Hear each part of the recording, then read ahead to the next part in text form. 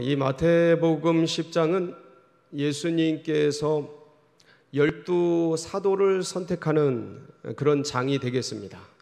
그래서 그동안 예수님을 따르는 여러 제자들 중에서 예수님이 베드로를 비롯해서 마지막 가룟 유다까지 12명의 제자들을 불러서 사도라 칭함을 받게 합니다. 그리고 이 마태복음에 의하면 10장에 이르러서 예수님께서 선택한 12 사도들을 둘씩 짝지어서 전도 현장 실습을 파송하게 됩니다. 오늘 말씀이 바로 예수님께서 선택한 사도들을 전도 현장 실습을 보내면서 전도의 수칙과 당부의 말씀을 드리는 중에 나온 말씀이 바로 16절 말씀이 되겠습니다. 왜 저희들도 JDTS 하면 여러 시간 강의를 듣고 마지막 때에 그 일주간 현장 실습을 가지 않습니까?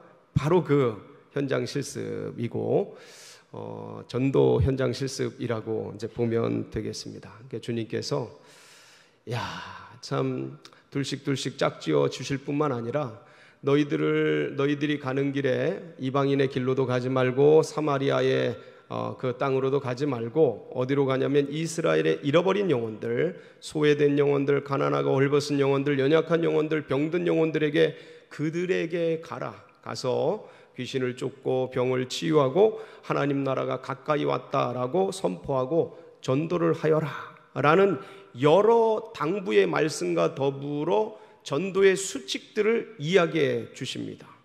그리고 나서 주님의 안타까운 심정을, 그리고 이 세대를, 그 당시의 세대를 진단한 말씀을 이야기하시는데 그게 바로 16절 오늘 우리가 읽은 말씀입니다. 이 말씀에는 짧지만 그 당시를 진단하고 그리고 오고 오는 세대의 이 세상의 속성과 본성을 이 짧은 말씀 속에 정확하게 진단을 해 두셨고, 그래서 이러한 세상 속에서 과연 제자들은, 사도들은, 그리고 그 뒤에 오고 오는 주의 백성들은 어떻게 살아야 하는지, 어떤 자세로 살아야 하는지에 대한 기가 막힌 해안들이 이 말씀에 담겨져 있습니다. 그래서 오늘 우리가 이 사도시대에 예수님 당시의 상황과 환경을 잠깐 보고 나서 이제 우리 시대에 과연 우리는 어떻게 뱀같이 지혜롭고 비둘같이 순결하게 살아가야 하는가를 나누게 될 터인데, 오늘의 이 말씀이 여러분 심령 깊이 새겨져서 꼭 붙들고 살아가는 귀한 말씀 되시기를 축복합니다. 내가 너희를 보냄이 양을 어디로 보냄과 같도다? 이리 가운데 보냄과 같도다.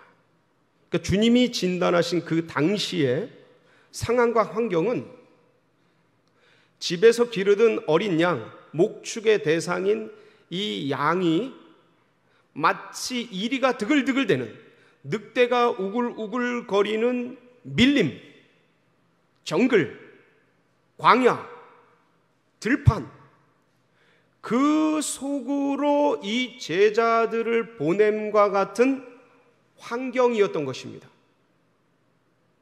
그러니까 주님이 말씀하신 이리, 곧 늑대는 과연 어떤 것이었는가를 생각해 보면 그 당시에는 큰 두 그룹의 늑대 그룹이 있었어요. 한 그룹은 뭐냐면 성전을 중심으로 종교 기득권을 장악하고 있었던 제사장, 사두개인, 바리새인, 그리고 서기관, 랍비, 그리고 이들 속에서 구성된 공의회 의원들이라고 칭해지는 그 당시의 종교 권력이었습니다. 유대교라고 칭해지는 그 종교 권력자들이 자신들의 성을 만들어서 자신들의 율법주의에, 바리새주의에 견고한 진을 만들어 놓고 이 체제를 가지고 연약한 백성들을 다스리고 통솔하며 그러한 그러한 종교, 그러한 율법주의 종교 속에서 비춰지는 그런 것들만을 따라오도록 호도하는 그러한 이리떼들, 늑대떼들이 드글드글 거렸던 시대였습니다. 그리고 또 하나의 이리 그룹은 어떤 그룹이었냐면, 이 당시 이스라엘은 로마의 식민 지배를 받고 있었습니다. 그래서 로마의 관료들, 로마의 지배자들, 대부분 군인들, 관료와 군인들이었던 이들이 또 다른 이리떼였습니다. 그런데 놀랍게도 마지막 때에는 그 악한 자들이 서로 친구가 되듯이 이 당시의 종교 권력과 이 식민지를 지배하는 지배 권력들이 서로 결탁을 한 채 이스라엘 전체를 포갑과 압정 속에 다스리고 있었습니다.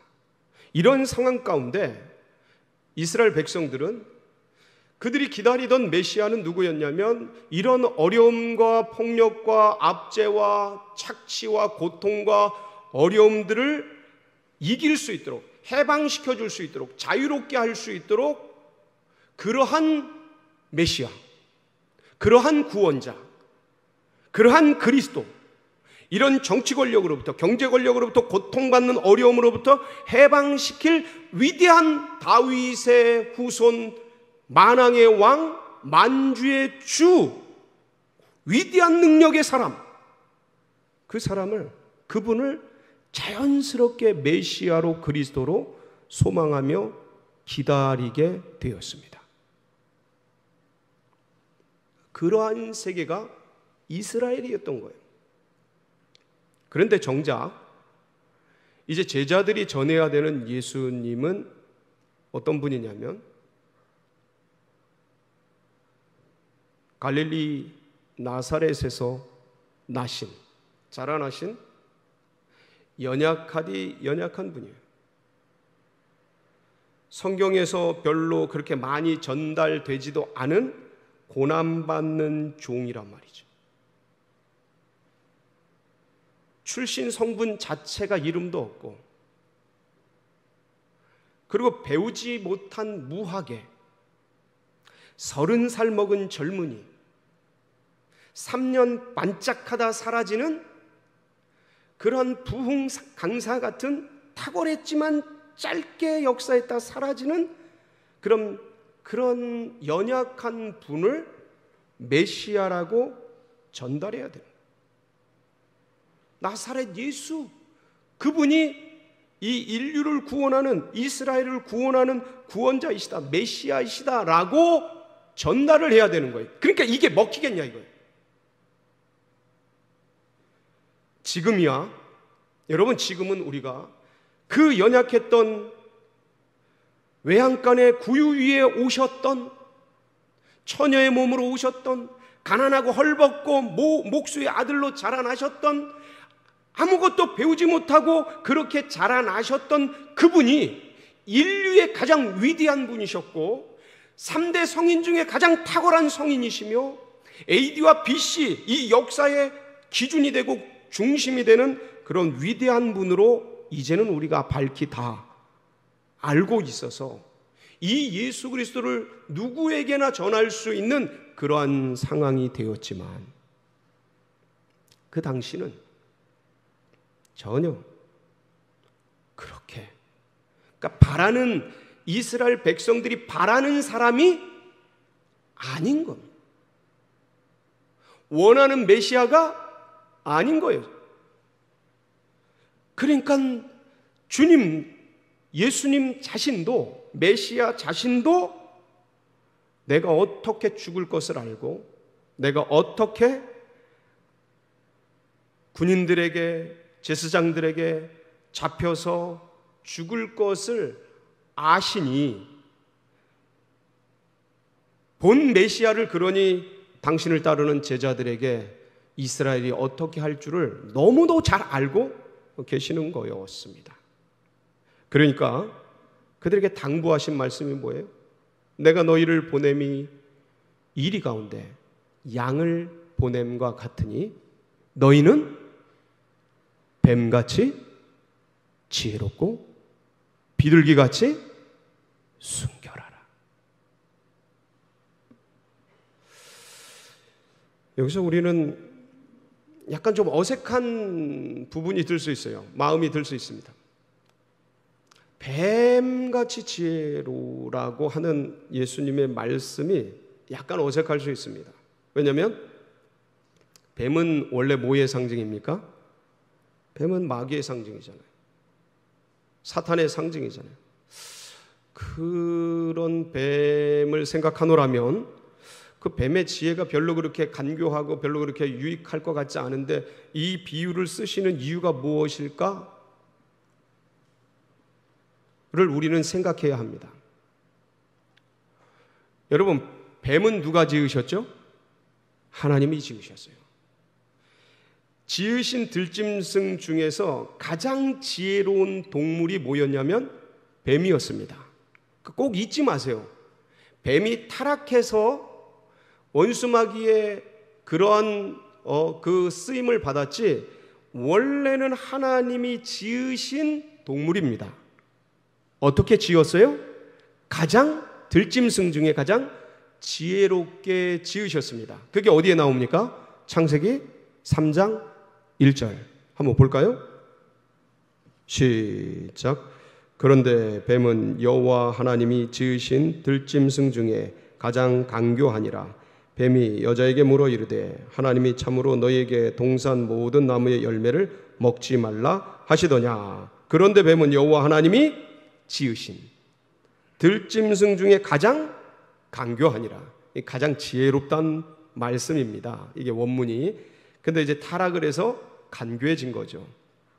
그러니까 주 예수 그리스도께서 제자들에게 하시는 말씀은 타락하기 전, 사탄의 종이 되기 전에 그 뱀, 하나님이 들짐승 중에 가장 지혜롭게 지으신 그 뱀의 지혜를 말하고 있는 겁니다.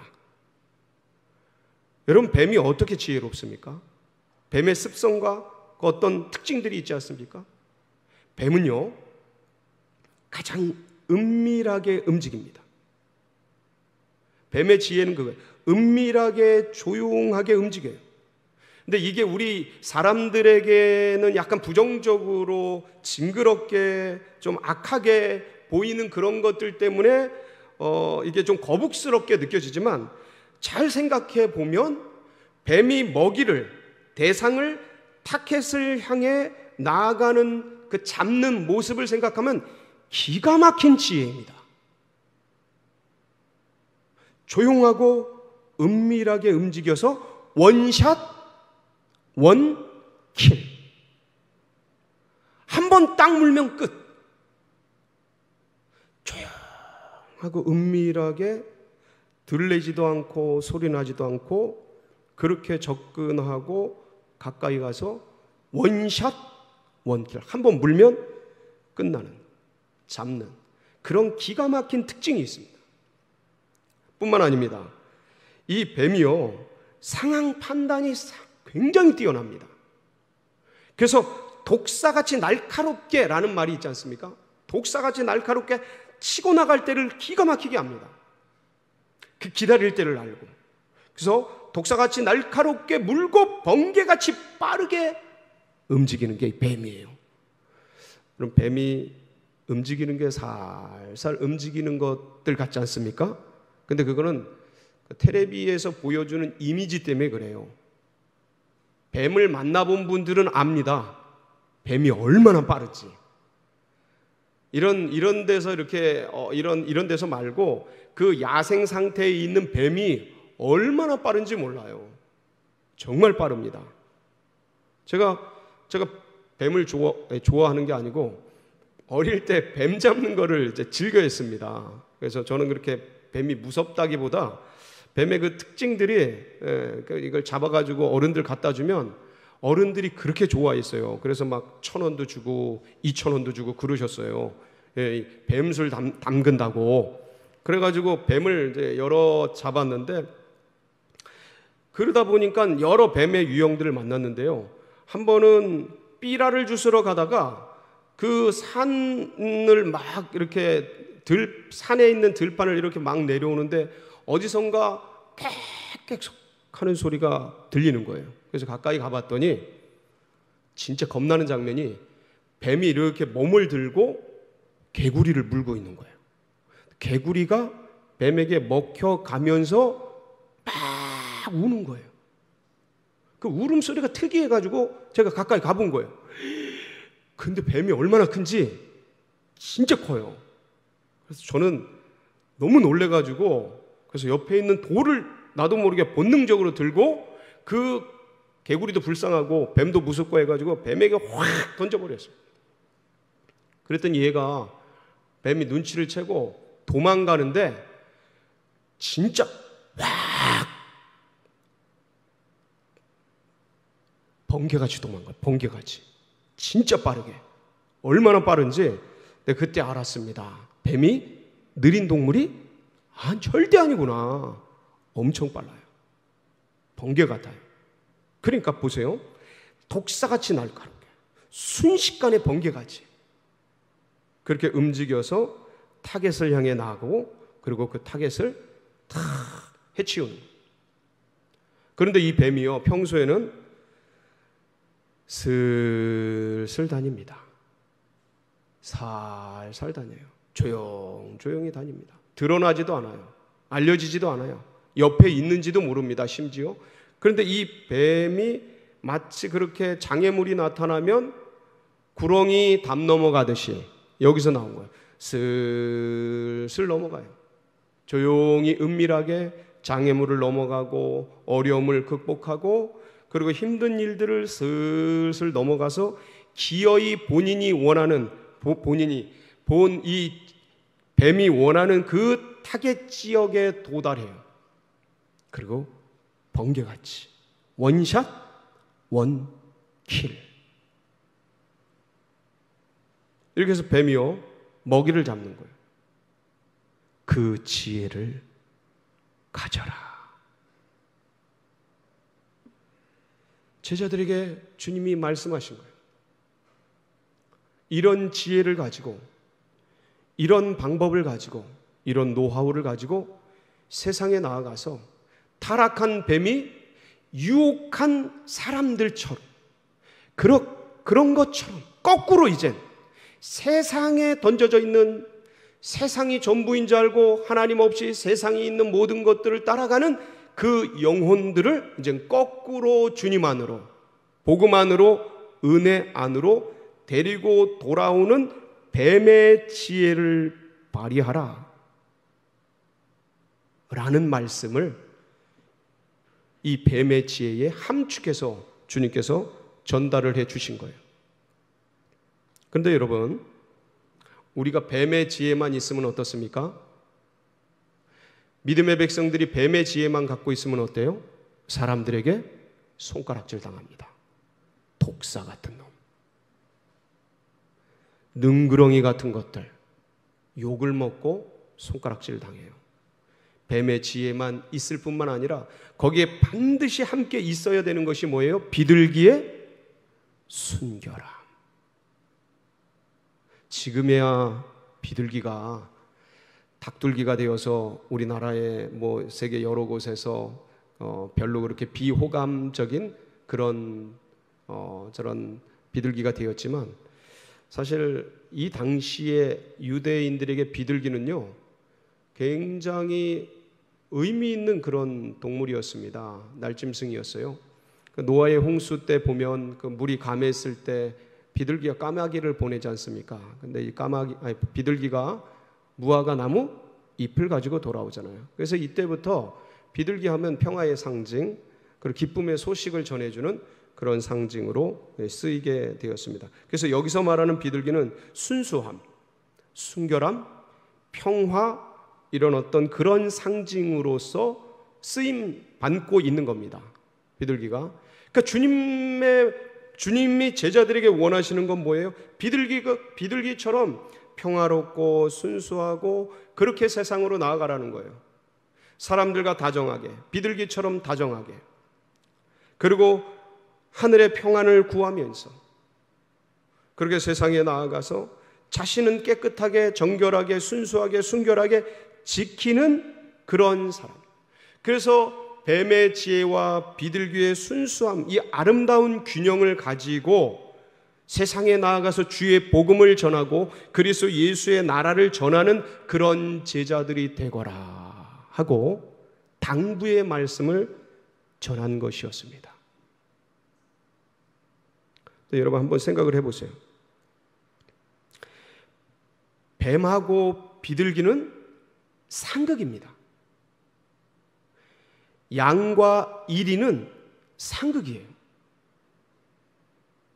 그러니까 양이 이리 같은 세상 속에서 살아갈 수가 없어요. 잡혀먹지. 그러니까 뱀의 지혜와 비둘기의 순결함을 가지라는 거예요. 근데 뱀과 비둘기도 서로 상극이에요. 어울릴 수 없어요.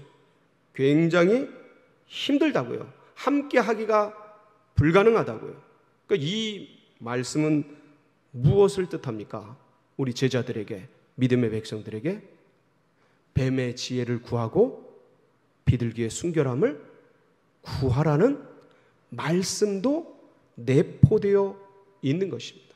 사랑하는 성도 여러분, 이 험한 세상 속에서, 이 정글 같은 세상 속에서 우리 어린 양 같은 믿음의 백성들이 복음을 전하고 복음의 사람으로 살아갈 수 있는 길들이 달리 없습니다. 믿음의 백성들이 뱀같이 지혜롭고 비둘기같이 순결하게 함께 아름다운 균형을 가진 이 힘을 가지고 나아가서 살 때에야 비로소 이 주님의 당부와 주님의 복음을 전할 수 있고 살아낼 수 있는 생이 되어지는 것이죠. 여러분 잊지 마시고 뱀같이 순결하고 뱀같이 지혜롭고 비둘기같이 순결한 우리 성도님들이 되시기를 바랍니다. 여러분, 주님이 제자들에게 당부했던 시대적 정황 속에서 이러한 말씀들을 나누셨습니다. 이 시대는 어떻습니까? 어떻게 좀 더 나아진 것 같습니까? 아니면 예수님 당시보다 더하면 더했지 더 어려운 그런 시대가 된 것 같습니까? 어떠신 것 같아요? 이 시대는 참 그런 것 같아요. 주님께서 그때도 그런 말씀을 하셨는데 피리를 불어도 춤추지 아니하고 곡을 하여도 슬퍼하지 않는 그런 시대. 그러니까 무감각한 시대라고 해요. 타인에게 무감각한, 그리고 개인주의가 득세한, 그럴 수밖에 없도록 판이 깔려지는 그런 어려운 시대, 힘든 시대. 그러니까 다 자기 소견에 옳은 대로 각자가 살아가는 그런 특이한, 지금까지 경험해보지 못했던 굉장히 공궁한 시대로 이 시대가 던져지고 있는 것 같습니다. 그러니까 어떤 면에서는 다른 어떤 시대보다 되게 힘든 시대 속에 우리가 던져져 있다고 보는 게 맞을 것 같습니다. 특별히 믿음의 백성들, 신앙을 가진 백성들, 이 시대에 어떻게 복음을 전해야 하는가? 이 시대에 어떻게 믿음의 사람으로 살아야 하는가? 특별히 이 기독교에 대해서 이 믿음 신앙의 길들을 걸어가는 우리 교회에 대해서 그렇게 우호적이지 않아요. 호의적이지 않아요. 근데 우리는 이 하나님을 믿고 따라가는 이 시대 속에 던져져 있어요. 이런 시대 속에, 이런 어려움 속에. 그러다 보니까 다른 어떤 시대보다 주님이 말씀하신 이 뱀 같은 지혜와 비둘기같이 순결함이 필요한 시대가 이 시대가 아닌가.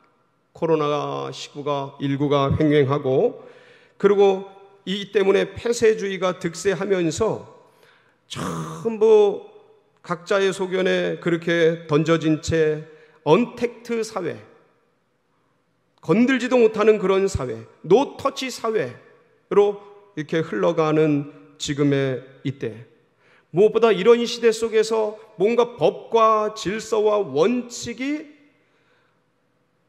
해체되고 무너지고 없어지고, 뭐가 옳은 건지, 정의가 무엇이 정의인지, 어떤 게 법인지 조차도 지금 너무 흔들리고 있는 그러한 세대 속에 우리가 던져져 있다. 전에는 연약한 자, 이 예수님 시대만 해도 연약한 자, 부족한 자, 모자란 자, 소외된 자들만이 고통당하는 그런 때가 됐는데 지금은 그런 것 같지도 않아요. 지금은 모두가 다 어디로 가는지 지금 어떤 게 원칙인지 다 혼란한 그런 시대에 우리가 던져져 있다. 대통령이 자살을 하고 시장이 자살을 하고 국회의원이 당대표가 죽음에 뛰어드는,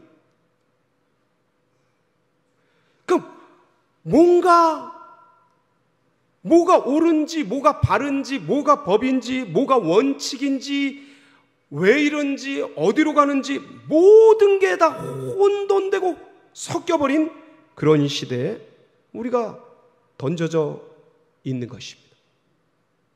지금 무엇을 해야 되는지, 어떻게 해야 되는지 분별하기 힘들기조차 한 그런 때에 우리가 던져져 있다. 뭘 쫓아가야 되는지, 뭐가 맞는 건지, 원칙이 어떤 건지, 바른 게 무엇인지 전부 섞여버린다. 해체되고 혼합되고 무너져 있는 이 시대에 진짜 그야말로 정글 같은 밀림 같은 시대에 우리가 던져져 있는 그 느낌을 우리 모두가 지금 느끼고 있어요. 이걸 같이 느끼고 있는 거죠. 이런 시대이기에 다른 어떤 때보다 우리 내면에는 주님의 그 영성, 주님이 말씀하신 비둘기같이 순결한 그 영성, 그 은혜, 그걸 사모하는 것과 더불어 우리가 상황과 환경과 어떤 판단을 할 때는 뱀같이 지혜롭게 확실하게 뚜렷하게 구별하면서 함께 나아가는 그런 힘이 우리 믿음의 백성들에게 꼭 필요한 지금의 시대입니다. 그래서 우리 선조들은, 우리 신앙의 선배들은 이 주님의 말씀, 뱀같이 지혜롭고 비둘기같이 순결하여라 하는 이 말씀을 가슴에 품고 어떻게 외치기 시작했냐면, 한 손에는 성경을, 한 손에는 신문을, 이런 모토를 가지고 주의 영성과 세상 사회성과 전문성을 이 균형 잡힌 믿음의 사람으로 자라가야 한다라는 모토를 가지고 세상을 살아오셨던 것입니다. 이 시대에 우리가 던져져 있는 우리로서 다시 한번 주님의 말씀을 제상 가슴에 생각하면서, 하나님, 우리에게 뱀같은 지혜와 비둘기같이 순결함을 부어주시옵소서 구하면서, 하나님, 한 손에는 성경을, 한 손에는 신문을 들고 주님의 은혜와 지혜의 균형 잡힌 믿음의 백성으로 이 걸음걸음을 걸어가게 하여 주시고, 이 혼탁하고 혼돈한 무엇이 옳은 건지 지금 전부 섞여버린 이 시대 속에서 주님의 주시는 말씀과 기도, 이 지혜와 은혜 붙들고 믿음의 길을 걸어가서 주님이 당부하신 이 사명 온전히 감당하는 우리 믿음의 백성들이 되어지도록, 우리 성도님들이 되어지도록 한 주간도 뱀같이 지혜롭고 비둘기같이 순결한 삶이 되시기를 주의 이름으로 축복합니다. 같이 기도하시겠습니다.